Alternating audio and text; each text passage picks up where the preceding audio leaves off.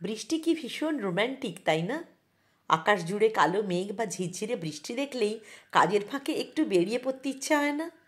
জানি আমার মতো নিশ্চয়ই অনেকেরই তাই হয়, কিন্তু ইচ্ছে হলেই সবসময় তো চাইলেই 2-3 দিনের ছুটি পাওয়া যায় না। তাই যারা হাওড়া কলকাতায় থাকো তারা চাইলে কোনো এক উইকেন্ডে উলুবেড়িয়ার কাছে এই দামোদর রিভার রিট্রিট থেকে ঘুরে আসতেই পারো। এখানে স্টে না করতে পারলেও ডে আউটের সুবিধাও আছে কিন্তু। পরিবার বা বন্ধুবান্ধবদের সাথে একটা প্ল্যান তৈরি করে ফেলো তবে চটপট।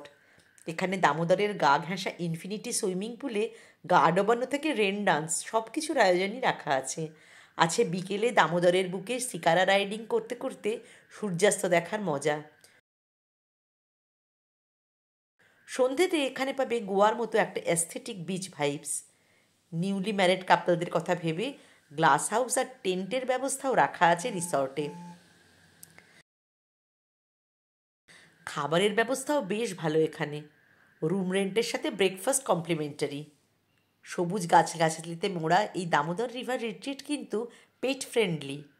আর এর বুকিং প্রসিডিওর, খরচ খরচা সব কিছু জানতে ইন্টারেস্টেড যারা, তারা আমার এই রিলেটেড ভিডিও ক্লিক করে সবটা দেখে নিতে পারো। আর কোনো এক বর্ষার দিন কাটিয়ে ফিরে আসতে পারো টোটালি রিফ্রেশ হয়ে। আর যারা ঘরে বসে মানস ভ্রমণ করতে চাও তাদের জন্যেও লং ভিডিওটা কিন্তু দারুণ।